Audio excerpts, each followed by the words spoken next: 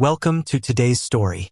Before we dive into a tale that will send shivers down your spiniest story, woven from darkness and truths buried deep within America, I want to ask you to take a moment. If you find stories like this captivating, if you enjoy exploring the hidden corners of the human soul and the mysteries that remain unsolved, then subscribe to our channel right now.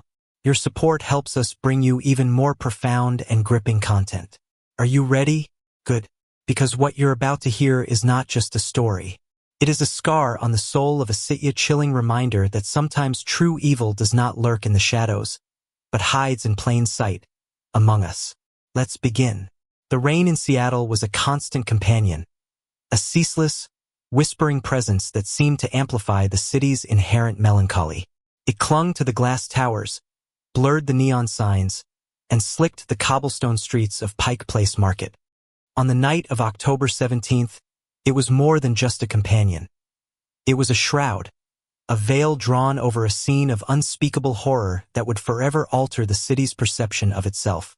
Detective Miles Corbin, a man whose 48 years had etched lines of weariness around his eyes and a permanent slump in his shoulders, stood under the inadequate shelter of a crime scene tent.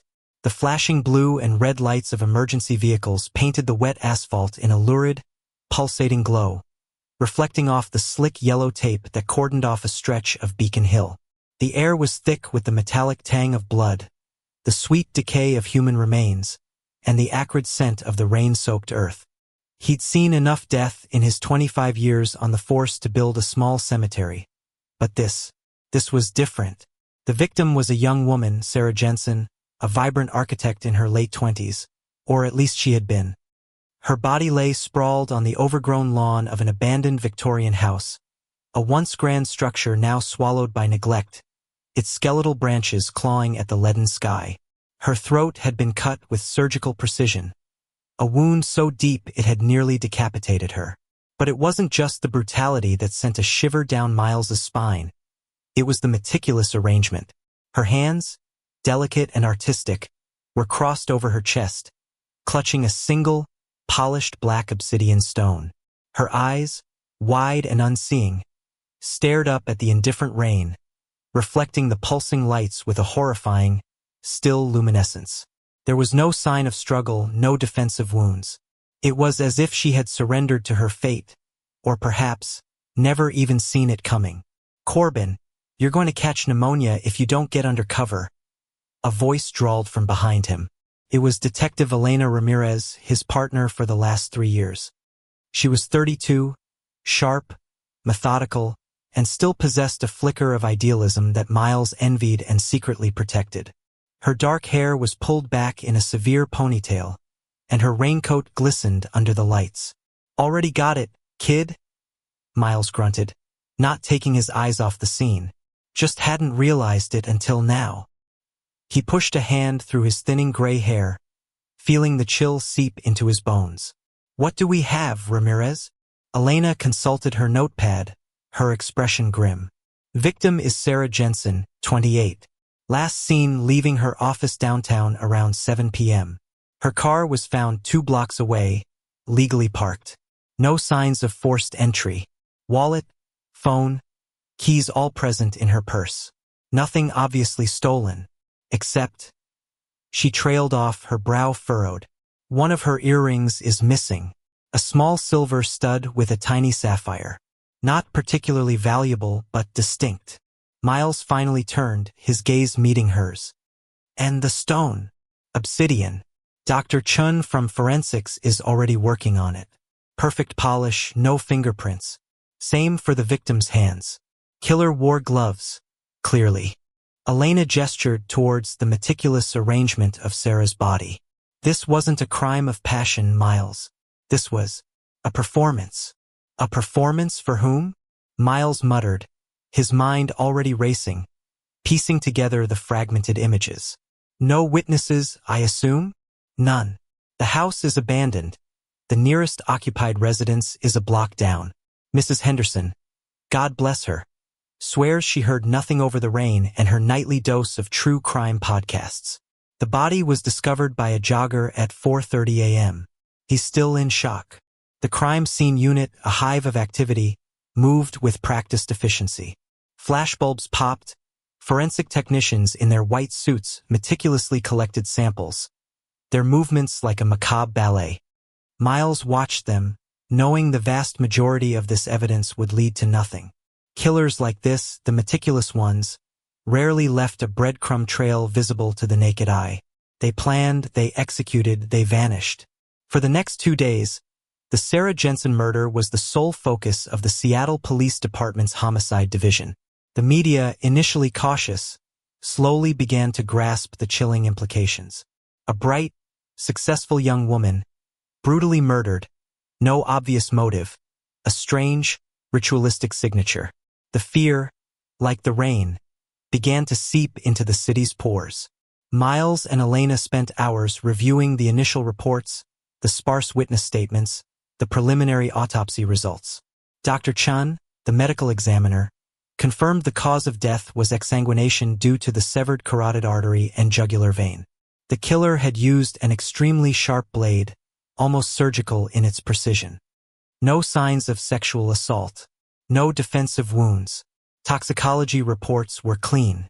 Sarah Jensen had been a healthy young woman, unsuspecting, caught unaware. He got her from behind, Miles speculated, staring at the autopsy photos, trying to project himself into the killer's mind. Or he incapacitated her first. Maybe drugged her? Chun says no. Maybe a garrote first, then the knife? Elena offered, tracing a finger over a detailed diagram of the wound. To prevent struggle, ensure silence. And then the ritual, the obsidian, and the missing earring, Miles mused. Why? A trophy? A message? Their leads were thin. Sarah Jensen's life was meticulously documented, a successful career, a close circle of friends, no enemies, no shady dealings. She wasn't involved in anything that would warrant such a brutal, calculated end. The lack of motive was the most unsettling aspect. It suggested a random act, or a motive so twisted it lay beyond conventional understanding. Then, exactly 7 days after Sarah Jensen's discovery, another body was found. This time it was a man, Marcus Thorne, a reclusive but well-respected history professor from the University of Washington, in his early 50s. His body was found in a small, rarely visited arboretum just north of downtown, tucked away amongst ancient rhododendrons. The scene was eerily similar. The same precise throat wound, the same lack of struggle, the same obsidian stone clutched in his clasped hands. And, just like Sarah, a small, distinctive personal item was missing. A unique silver cufflink he always wore. The city erupted. The term serial killer began to whisper through the news channels, then shouted from newspaper headlines. The Seattle Police Department held a press conference, promising resources, vowing justice, but their words felt hollow against the growing tide of public fear. Miles and Elena were now working 18-hour days, fueled by coffee and a gnawing sense of urgency. Okay, so what's the link? Elena paced their cramped office, a corkboard behind her already bristling with photos, maps, and timelines. Sarah Jensen, a young architect. Marcus Thorne, a history professor. No obvious connection. Different ages, different professions, different social circles. Miles rubbed his temples. There has to be something. The MO is identical. The obsidian, the missing item. This isn't two separate killers, Ramirez. This is one, and he's getting bolder. They ran background checks, scoured social media, interviewed colleagues and friends. Nothing. No shared acquaintances, no common places frequented, no online forums, no political affiliations, no previous interactions. The victims seemed to be chosen at random, plucked from the vast ocean of Seattle's population. Unless the connection isn't something they did, Miles mused, staring at the victim profiles, but something they were, or something they represented. The thought was chilling. If the killer was targeting types of people, what type? Successful professionals? People living alone? People who seemed content? The possibilities were endless and terrifying. 2 weeks later, the third victim surfaced. Amelia Croft, a beloved high school English teacher, 65 years old, found in her meticulously kept rose garden in West Seattle. The same scene. The precise cut, the obsidian, the missing antique locket she always wore. The terror in Seattle was palpable now. Streets grew quiet after dark. Restaurants and bars saw a dramatic drop in patronage. Parents walked their children to school, constantly looking over their shoulders. A killer dubbed the Obsidian Reaper by the sensationalist media was haunting their city, a ghost in the rain, leaving a trail of beautiful macabre art. Miles felt the weight of the city on his shoulders. He had seen the fear in the eyes of his colleagues, felt the pressure from the mayor's office. The FBI was now officially involved, bringing in their behavioral analysis unit from Quantico. Special Agent Sterling Vance, a man whose tailored suits seemed impervious to the rain and whose icy blue eyes missed nothing, was now in charge. Vance was a formidable presence. He moved with an almost predatory grace, his intellect sharp, his mannerisms clipped and precise. He didn't waste words, and he didn't suffer fools gladly. Miles found him both irritating and undeniably brilliant. "Detectives," Vance said during their first joint briefing, his voice calm but authoritative. "We are dealing with a highly organized, highly intelligent individual. The lack of forensic evidence, the consistent MO, the choice of secluded locations, this is not a first-timer. This is someone who has planned meticulously, perhaps over a long period." He projected a psychological profile onto the screen.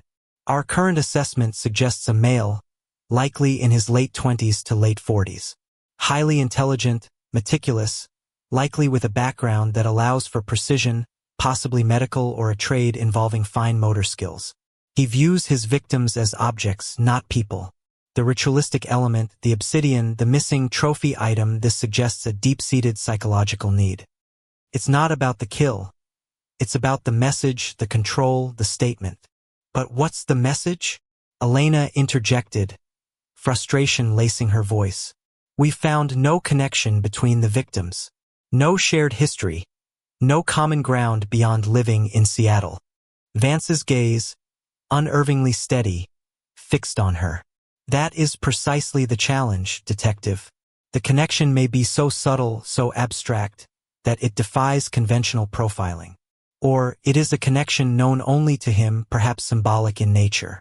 He is selecting victims to fulfill a fantasy, to right a perceived wrong, or to simply assert his dominance over life and death." Miles spoke up. "What about the missing items? Sarah's earring, Marcus's cufflink, Amelia's locket. Are they truly just trophies, or do they serve another purpose?" "They are trophies, yes, in the sense that they are physical manifestations of his conquest," Vance explained. "But they are also personal, intimate items. He is taking a piece of them, not just ending their lives. It's a psychological dismemberment. The obsidian, however, is a different matter. It's not personal to the victim. It's his signature, a symbol of his presence, his power." The meeting ended with a renewed sense of purpose, but also a heavier weight of dread.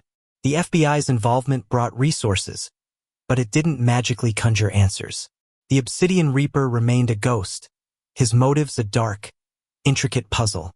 Miles found himself walking through the city after dark, a solitary figure under the glow of streetlights, the rain a constant drizzle against his face. He watched the few people who dared to venture out, eyes darting, steps hurried, a palpable fear in their movements. This wasn't the Seattle he knew, the city of innovation and rain-soaked beauty. It was a city under siege, its spirit chipped away by an unseen force. He thought of Sarah, Marcus, and Amelia. What had they done to deserve this? What perverse logic drove their killer? The obsidian stone, dark and smooth, began to haunt his thoughts. It felt ancient, primordial, a symbol of something elemental and terrifying. Back at the precinct, late into the night, Elena found Miles staring at the corkboard, the victim photos staring back at him with their dead eyes. "Miles, you need to get some sleep," she said softly, placing a cup of lukewarm coffee beside him. He didn't turn. "Sleep won't bring me answers, kid. I'm just trying to see what he sees. How does he choose? There's got to be something." Elena leaned against the desk, her own exhaustion evident. "We've cross-referenced everything. Cell phone tower pings, credit card statements, bus routes. Nothing that links them within hours or days of their deaths. What if the link isn't temporal?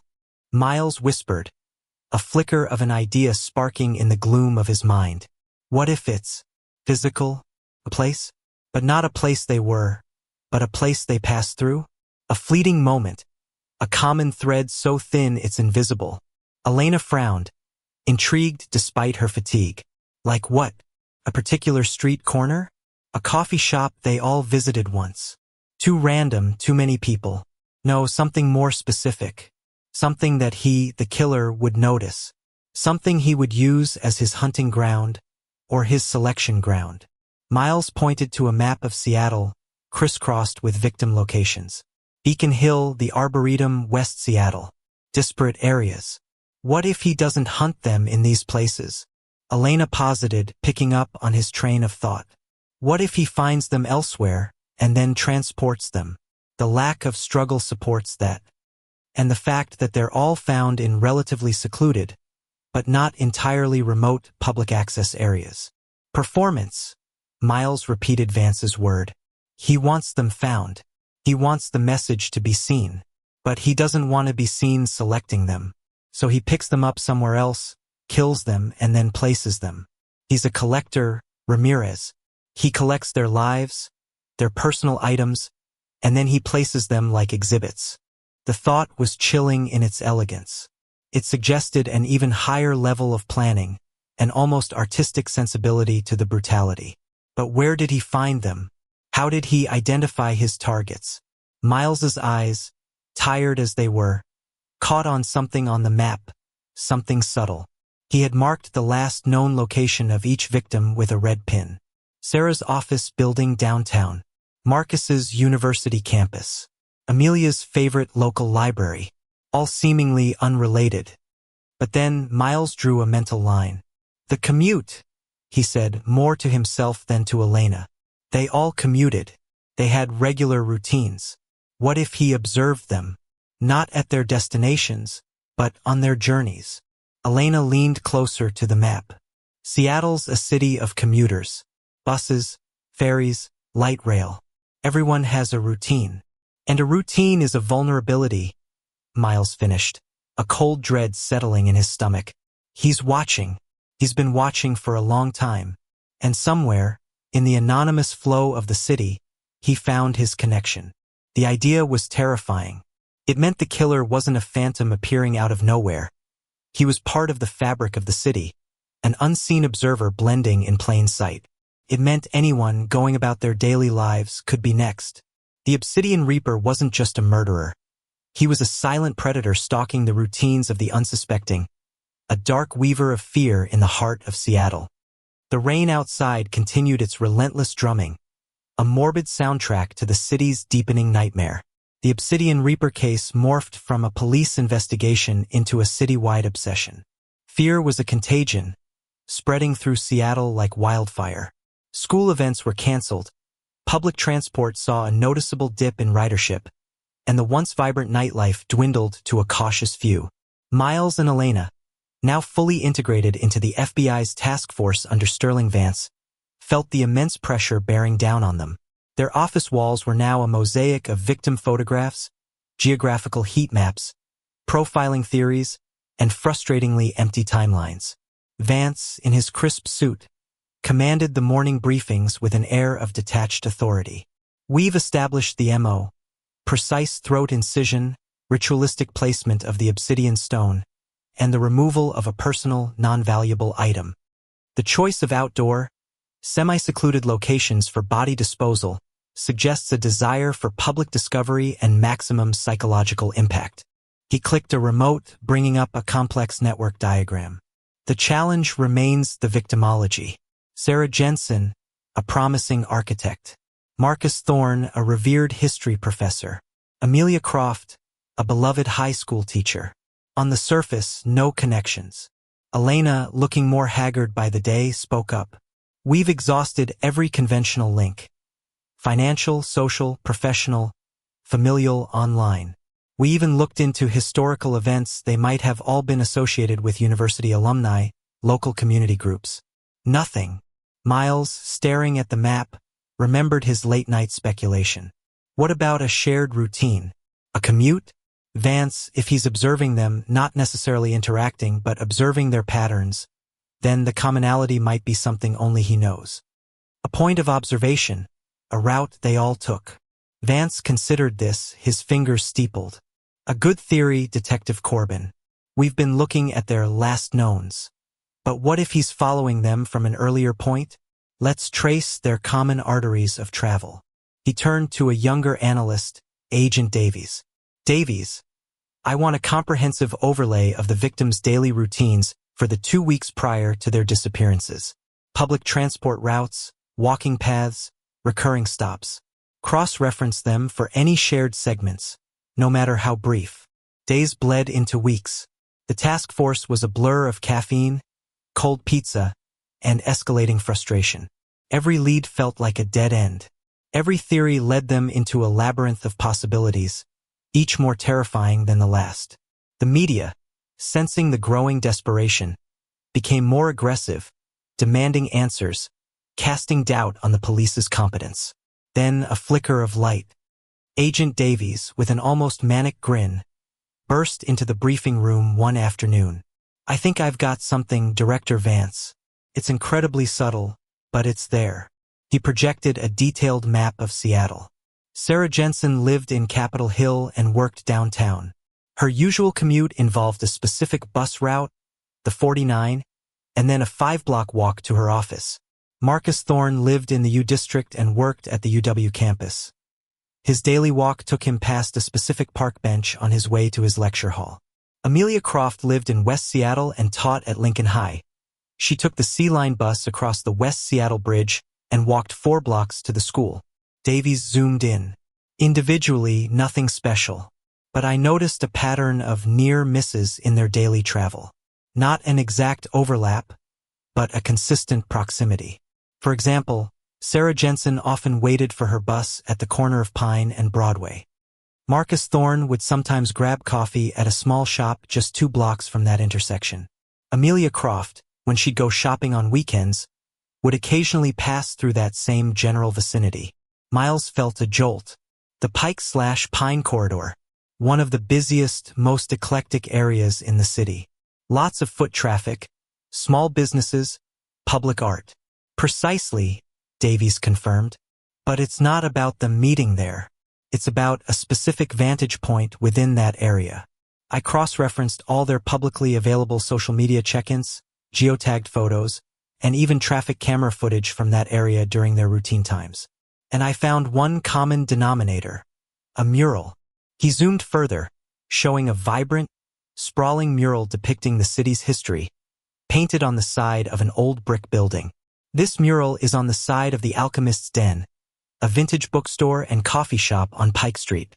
All 3 victims, at different times over the past year, were captured on incidental footage or their own social media posts, either walking past this mural or even briefly pausing near it.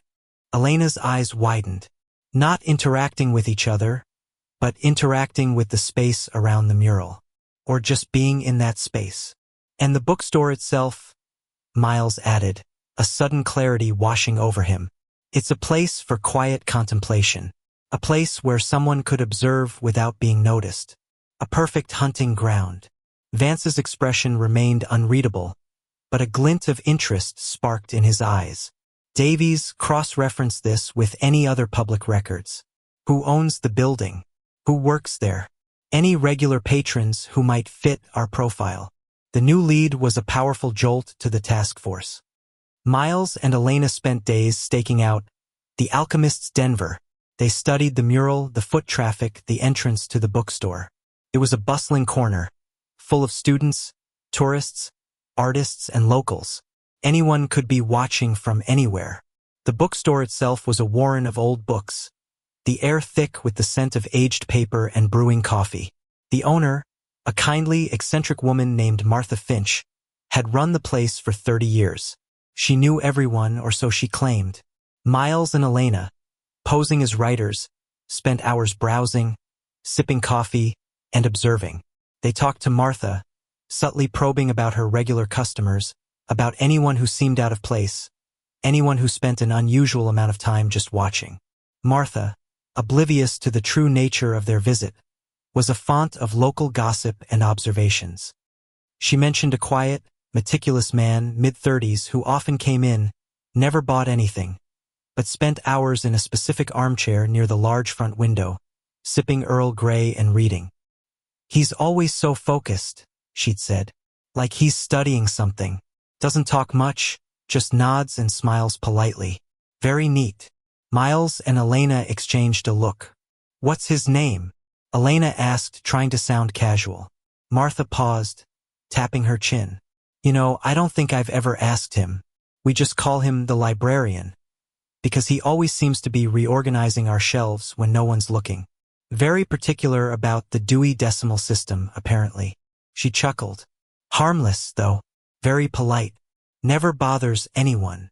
Harmless." The word hung in the air, a chilling counterpoint to the growing horror. A meticulous, quiet, observant man, a regular fixture in a place where their victims had unknowingly been observed. This was too specific to be a coincidence. Miles relayed the information to Vance. A potential, nondescript white male, mid-30s, methodical, detail-oriented, with a specific spot that overlooks the mural and the street. He reorders shelves, suggests a need for control, order. Vance nodded slowly. Fits the profile of high-functioning psychopathy. The ritual, the precision. He sees chaos, and he imposes his own twisted order. He then gave an immediate order. "Get me every security camera feed, every public camera, every private business camera within a 2-block radius of the Alchemist's Den for the past 2 years. We're looking for the librarian, and let's get a sketch artist to work with Martha." The sketch, based on Martha's detailed description, revealed a man with unassuming features.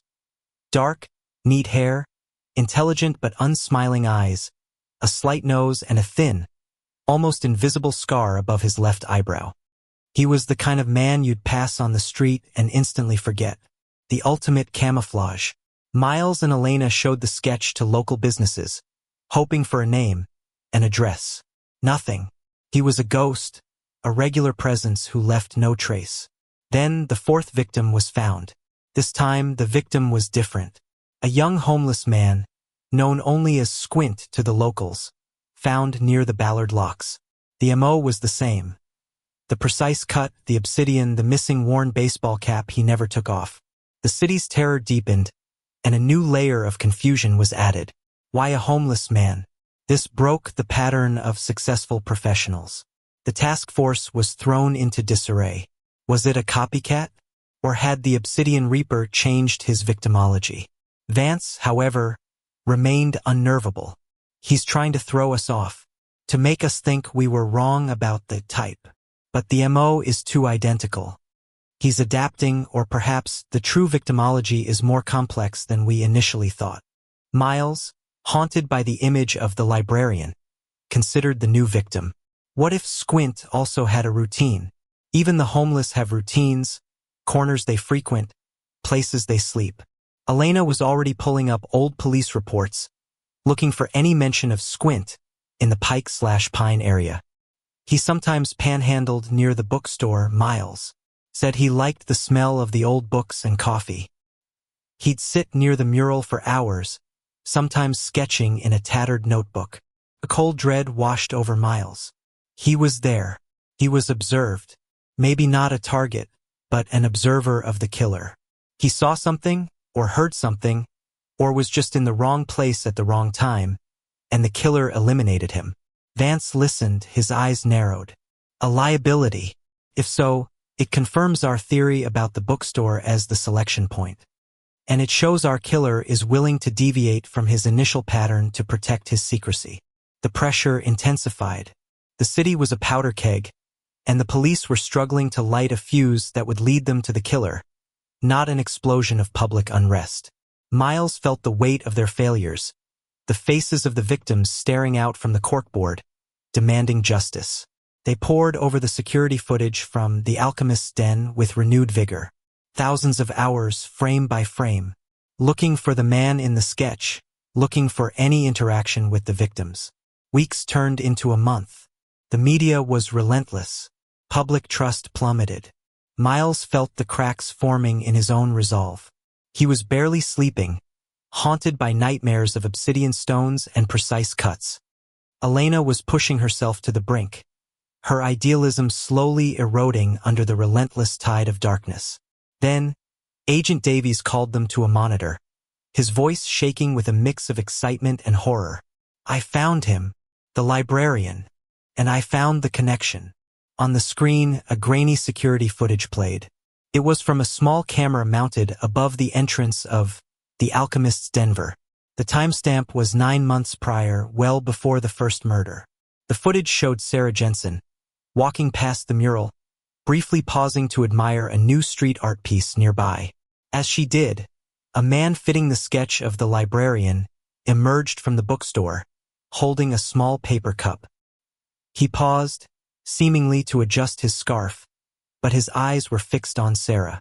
A flicker of something recognition, interest, crossed his face, almost imperceptible. He then turned and walked away in the opposite direction. "Incidental," Elena murmured. "Could be anyone." "Wait," Davies said, zooming in on the man's face. "Look at the scar above his eyebrow. It's distinctive." Then Davies pulled up another clip, this one from a few weeks later. Marcus Thorne walking past, deep in thought, head bowed. The librarian was sitting on a public bench across the street, seemingly reading a book, but his head subtly tracked Thorne's movement as he passed. Again, an almost invisible reaction. And then Amelia Croft several months after that. She was taking a photo of the mural with her phone. The librarian was inside the bookstore, visible through the large window, sipping his tea, but his gaze was clearly directed towards Amelia. "He was always there," Miles whispered, the pieces clicking into place with a horrifying inevitability. "He wasn't meeting them, he was studying them. He was cataloging them." "And Squint," Elena added, "the homeless man. He was often near the mural, too. He sat on that very bench." Davies pulled up a clip of Squint, sketching in his notebook near the mural. The librarian was seen entering the bookstore, his eyes sweeping over Squint, a momentary flicker of annoyance or calculation in his gaze. "He's not just collecting victims," Vance concluded, his voice low. "He's collecting information. He chose them, observed them, learned their routines, their habits, their vulnerabilities. And he chose Squint, because Squint saw him seeing them." The chilling reality of their killer began to solidify. He was a master of observation, a ghost in plain sight, weaving a web of death from the mundane threads of daily life. They had a face, a location, and a chilling modus operandi. But still, no name, no address. "We need a name," Miles said, his voice hard. "And we need to find out why those people. What was the connection beyond simply being observed near that mural?" Elena had a sudden thought. What if the mural itself is the key? It depicts Seattle's history. What if there's a specific element in the mural, or a historical event connected to it, that resonates with the killer? It was a long shot, but they were out of conventional options. They brought in an art historian, a local expert on Seattle's public art.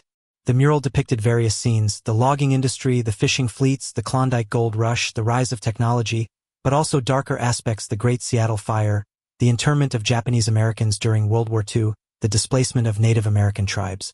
Miles and Elena studied the mural with new eyes, searching for a hidden meaning. And then the art historian pointed to a small, almost unnoticed detail in the background of one of the Klondike Gold Rush scenes. A specific type of mining equipment, rarely used, a subtle symbol that would only be recognized by someone with specialized knowledge. "That's a sluice box feeder from the 1890s, the historian explained. It was notoriously inefficient, but sometimes used by desperate individuals looking for a shortcut to wealth. It was associated with a string of small-time swindles and failed claims during the rush.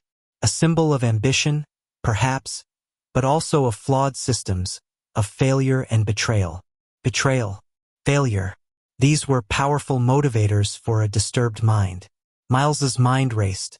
What if the killer's motive wasn't about the victims at all, but about a perceived injustice or failure related to the themes represented by that obscure detail. What if he saw those victims, successful in their own right, as embodying the very societal flaws, the same betrayals that his warped mind was obsessed with? The web was tightening. They had a physical location, a description, a method, and now a potential symbolic motive, dark and twisted as it was. The Obsidian Reaper wasn't just a killer. He was a silent judge, meticulously selecting his jury from the unsuspecting populace and condemning them for crimes only he could perceive. The hunt was on, and Seattle held its breath. The revelation about the mural and the potential symbolic motive, a twisted interpretation of historical injustice, failure, and betrayal, ignited a new urgency within the task force. The sluice box feeder became their new obsession, a strange and arcane key to the killer's mind. Miles, Elena, and Vance were now convinced they were dealing with someone deeply steeped in history, perhaps even a disgruntled historian or an academic with a grievance. "He's not just a collector," Vance declared, his voice cutting through the tension of the briefing room. "He's an avenger." In his warped reality, these victims represent a systemic flaw, a betrayal of ideals. The sluice box feeder, a symbol of broken promises and false hopes, resonates with his own perceived injustices. The profile was refined. The killer was likely a highly educated, possibly underemployed or failed academic in history or a related field. His meticulous nature extended to his planning and his twisted ideology. He saw himself as correcting wrongs, imposing a dark order. Their focus intensified on the regulars of The Alchemist's Denver. They cross-referenced every name, every face, every credit card transaction, every library card from Martha's meticulously kept records. They interviewed everyone who frequented the bookstore, looking for any information, any link to the sluice box feeder, to obscure historical grievances. Miles, driven by a growing sense of desperation, revisited the Pike/Pine corridor, not just as a detective, but as an observer.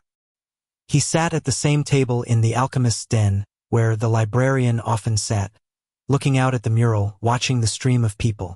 He tried to see what the killer saw, to feel the resentment, the judgment, the perceived injustice. The rain, as always, was a backdrop, blurring the edges of reality. Elena, meanwhile, delved into online forums and academic circles related to Pacific Northwest history, particularly obscure topics like the Klondike Gold Rush and its accompanying economic bubbles and swindles. She found a niche community, small but passionate, where debates about historical revisionism and the true legacy of the era raged. One particularly vocal, anonymous user, posting under the handle Obsidian Truth, stood out. His posts were meticulously researched, articulate, but laced with a simmering anger, a profound sense of grievance about unacknowledged historical betrayals and the blindness of the present age. "Obsidian Truth," Elena reported, her eyes gleaming with a breakthrough. He frequently references the sluice box feeder as a symbol of the inherent corruption in society's pursuit of progress. He talks about how modern society, like the flawed mining methods, discards the innocent and rewards the deceitful. His rhetoric is chillingly similar to what we've theorized about our killer's motive. Vance immediately ordered a deep dive into Obsidian Truth's digital footprint. IP addresses, email accounts, any possible real-world links. The digital trail, painstakingly followed by Agent Davies, led them to a P.O. box in a quiet residential neighborhood, and from there to a surprisingly ordinary name, Arthur Finch. The name hit Miles with the force of a physical blow. Finch, Martha Finch, the kindly, eccentric owner of The Alchemist's Denver. Martha's son, Miles choked out, the pieces of the puzzle crashing together with a sickening crunch. The librarian, Arthur Finch. He must have used a different last name online, or an alias. Elena's face paled. He was there all along, hiding in plain sight, the son of the woman who thought he was harmless. Martha said he was very particular about the Dewey Decimal System, a need for order, a brilliant, quiet, meticulous man. The irony was brutal. The very person who had innocently provided them with the killer's description, the very heart of their hunting ground, was the mother of the monster they sought. A full background check on Arthur Finch was initiated. Arthur, 38, was indeed Martha's son. He had a brilliant but unfulfilled academic career, having dropped out of a PhD program in history at UW after a bitter dispute with his advisor over a controversial thesis. His thesis, ironically, had focused on the systemic corruption and forgotten victims of the Klondike Gold Rush, heavily featuring the symbolic use of the sluice box feeder. He worked sporadically as a freelance researcher, lived alone in a small apartment above his mother's bookstore, helping her out from time to time. He was known for his quiet demeanor, his vast intellect, and his reclusive tendencies. The perfect cover. The pieces fit with terrifying precision. The motive, the methodology, the location, the signature. Arthur Finch was the Obsidian Reaper. Miles felt a knot of dread twist in his stomach. They were close. Too close. Arthur had been in plain sight for months, perhaps years, observing, planning, executing. He was dangerous, brilliant, and deeply disturbed. Vance mobilized the SWAT team. We move with extreme caution. This individual is highly intelligent and likely armed. He views himself as a righteous avenger, which makes him unpredictable. We treat him as a domestic terrorist. Miles, Elena, you're with me. You know the layout of the building and the suspect's habits best. The plan was meticulously crafted. They would approach the bookstore in the pre-dawn hours, before Martha arrived, before the city stirred. Arthur's apartment was directly above the store, accessible via an internal staircase and a separate back entrance. The night was cold and clear, the rain a distant memory, replaced by a biting chill that cut through Miles's tactical gear. The streetlights cast long, eerie shadows as the SWAT team, a phalanx of silent figures, moved into position. Miles could feel his heart hammering against his ribs. A primal fear mingled with a grim determination. They secured the perimeter. Vance, Miles, and Elena, along with a small tactical unit, approached the back entrance. The air was thick with the scent of damp brick and the metallic tang of fear. On my mark, Vance whispered into his comms. Breach on 3, 2, 1. The door splintered with a practiced kick, and they flooded into the narrow, dusty hallway, weapons raised. The air inside the building was stale, carrying faint echoes of old books and something else. Something chemical, acrid. They moved stealthily up the creaking wooden stairs, each step a potential giveaway. Miles remembered Martha talking about her son's apartment, how he kept it just so. The silence was unnerving, broken only by the crackle of their comms and the pounding of their own blood in their ears. They reached the top landing. A single door, heavy and dark.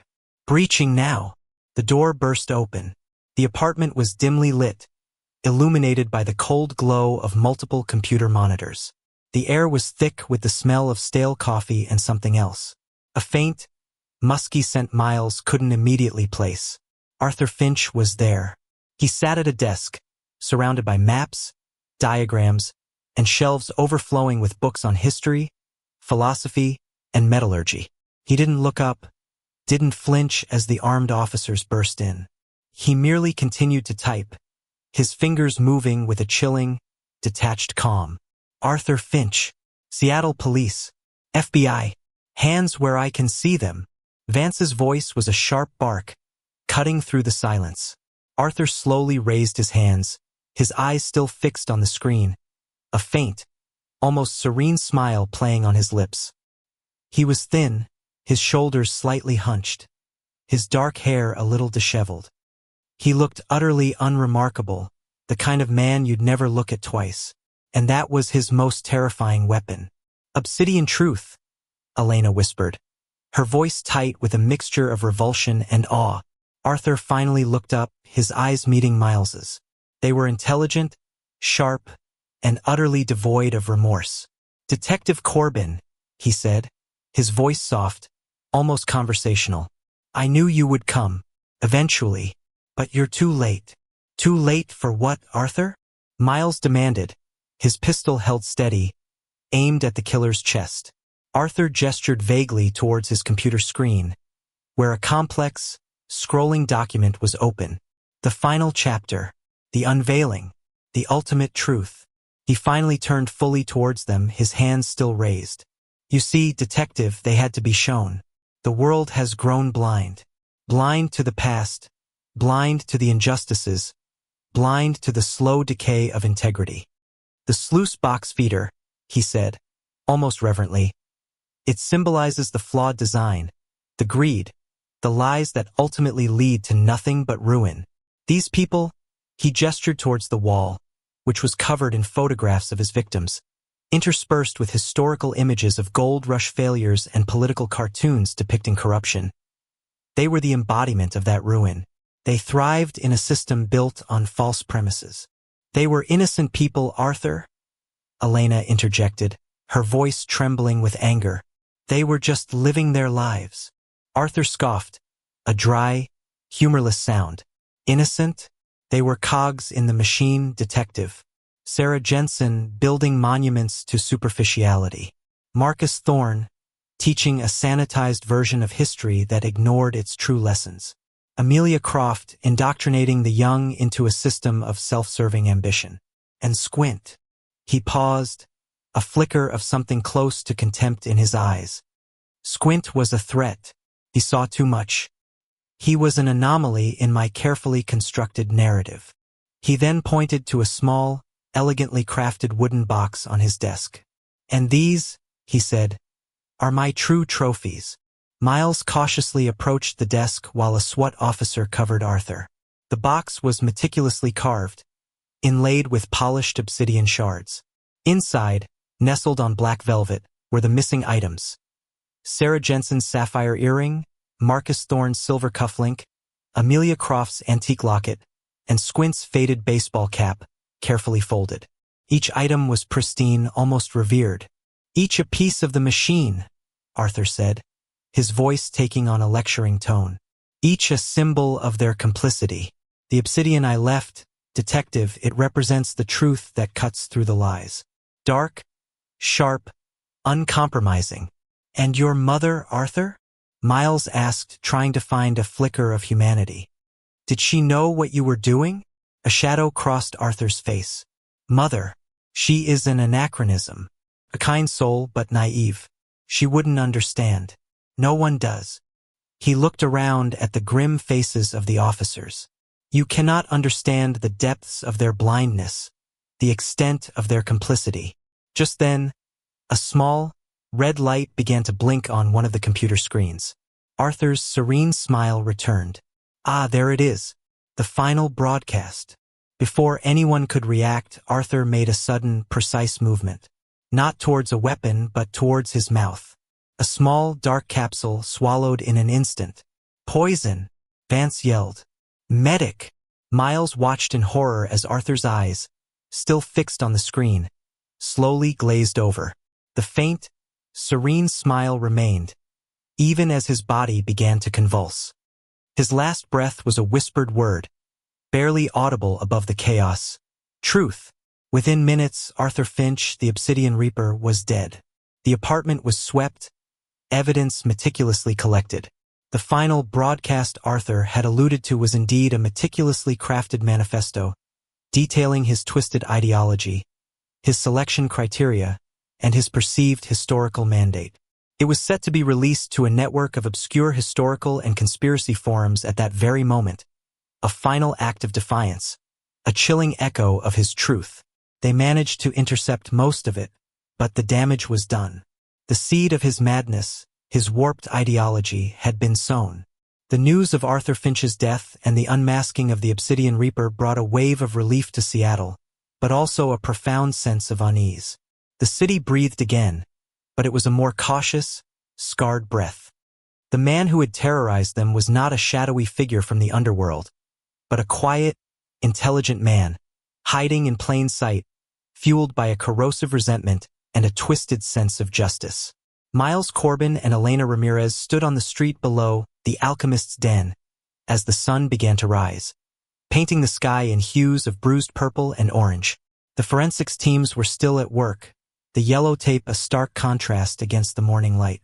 Martha Finch, red-eyed and bewildered, was being gently led away by victim support, her world shattered by the revelation of her son's monstrous secret. He was just there, Elena murmured, her voice hollow. All that time, we talked to him. We were in his world, and we didn't even know. Miles nodded, the exhaustion a bone-deep ache. The most dangerous ones always are, kid. They blend in. They look like us. They walk among us. He looked up at the window of Arthur's apartment, now dark and empty. He found his truth in a distorted past, and he tried to force it on a present that didn't understand him. The obsidian stones, dark and mysterious, now held a new, chilling meaning. They were not just symbols of death, but of a dark, unyielding truth that one man, consumed by his own righteous fury, had believed he was destined to reveal. The rain returned, a soft, sorrowful drizzle, washing over the city, trying to cleanse the lingering stain of fear. But the scar of the Obsidian Reaper would remain, a permanent reminder that some truths, some darkness, are better left undisturbed, and that sometimes the greatest monsters wear the most unremarkable faces.